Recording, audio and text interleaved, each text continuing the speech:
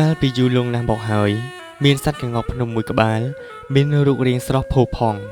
ខ្លួនប្រាណគ្របដណ្ដប់ទៅដោយរោមពណ៌និងស្លាបចាំងភ្លឹបភ្លេតពេលណាត្រូវនឹងពលឺថ្ងៃម្ដង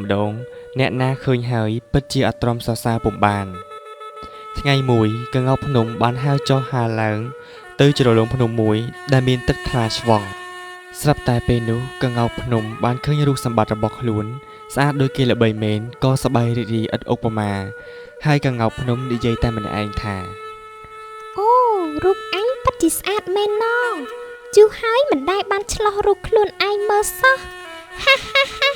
សប្បាយចិត្តអ្វីម្លេះទេកន្លងមកធ្លាប់ឮតែគេសរសើរប៉ុណ្ណោះបើដូច្នេះច្រៀងរំលេងបន្តិចសិនឲ្យសមនឹងសម្រស់របស់ខ្ញុំហើយពីថ្ងៃនេះទៅត្រូវតែស្អិតស្អាងខ្លួនបន្ថែមទៀតដោយសារតែភាពងប់ងល់ដ៏ឆ្លក់វង្វេងនឹងសម្រស់របស់ខ្លួនគិតតែច្រៀងហើរនឹងរំនិងស្អិតស្អាងខ្លួនបន្ថែមរាល់ពេលថ្ងៃនិងពេលយប់សម័យមួយនៅក្នុងរាជការព្រះបាទមនោវរ្ម័នសោយរាជក្នុងនគរកម្ពុជាមានមន្ត្រីពីរភាគខាងត្បូងបានចូលកលព្រះរាជារួចទូលថាបបិទ្ធព្រះករណាថ្លៃពិសេសតើព្រះអង្គចង់តតឃើញសត្វក្ងោកភ្នំទេល្បីថាក្ងោកភ្នំនោះចេះរាំច្រៀងនិងចាក់ក្បាច់គួរឲ្យគយគន់ណាស់ក្រាបទូល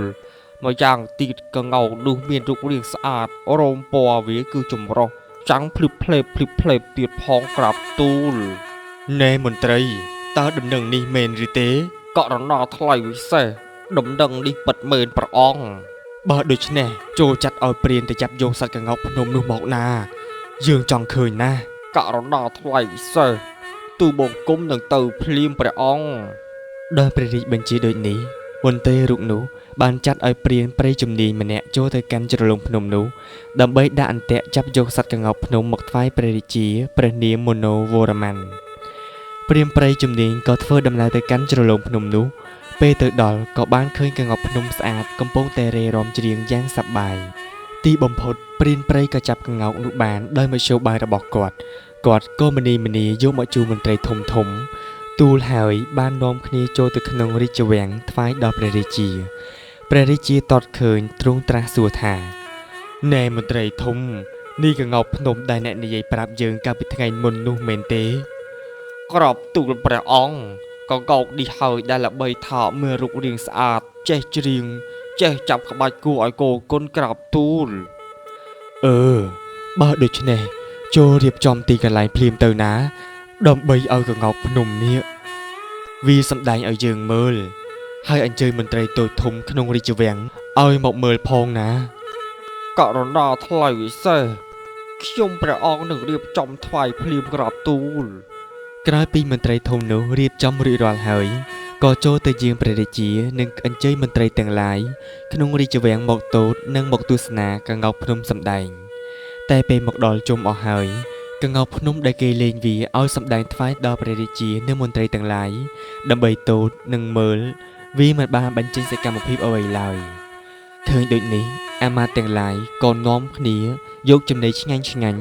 ដាក់ឲ្យវាស៊ីតែវា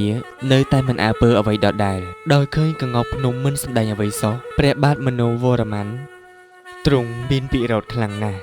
ហើយទ្រង់ស្ដីបន្ទោសឲ្យទៅពពួកអាមាត្យមន្ត្រីបរិវារថាពួកឯងនេះគ្នាឡើងសន្ធឹកសន្ធាប់ម្នាក់សុទ្ធតែមានងារជាអ្នកប្រាជ្ញបណ្ឌិតដ៏ខ្លាំងពូកែតែគ្រាន់តែសត្វក្ងោកមួយក្បាលគ្មានចេះធ្វើអ្វីមិនកើតតើថ្ងៃក្រោយនឹងអាចធ្វើការងារធំបានទេពេលនោះពហុសត្តាជាបុត្រពៅរបស់ព្រះបាទមនោវរ្ម័នជាទីស្រឡាញ់ជាងគេនិងព្រះរាជបុត្រដែលមានបញ្ញាឆ្លៀសវៃនិងចេះរៀនជ្រៅជ្រះពេលឮបិតាខ្ញាល់ស្រែកលោឡាដូច្នេះក៏ចូលមកចិត្តព្រះបិតាហើយទូលថាបបិទ្ធព្រះបិតាទូបង្គំធ្លាប់ឮគេនិយាយថាសត្វក្ងោកភ្នំនេះវាមានការពេញចិត្តនឹងពលសម្បុររោមស្លាបរបស់វាខ្លាំងណាស់នៅពេលណាដែលវាបានឃើញស្រមោលខ្លួនវានៅក្នុងទឹកវានឹងចាក់ក្បាច់រាំច្រៀងអួតសរសើរពីសម្រស់របស់ខ្លួនវាហេតុនេះហើយបើសិនជាយើងយកកញ្ចក់មកដាក់តាំងនៅក្បែរវាប្រកាសជាចាក់ក្បាច់នឹងរាំឲ្យយើងមើលជាមិនខានក្រោយពីស្ដាប់ការរៀបរាប់របស់ព្រះរាជបុត្រទ្រង់ក៏សប្បាយព្រះរាជហឫទ័យទះដៃភងជាសញ្ញាហើយមានព្រះបន្ទូលថាអ្នកអាមាត្យនិងមន្ត្រីទាំងឡាយចូលរៀបចំយកកញ្ចក់មួយផ្ទាំងមកហើយដាក់នៅទីនេះ ដើម្បីឲ្យកង្កោកវាបានឃើញនៅសម្រស់របស់វានឹងជាងរំឲ្យយើងមើលណា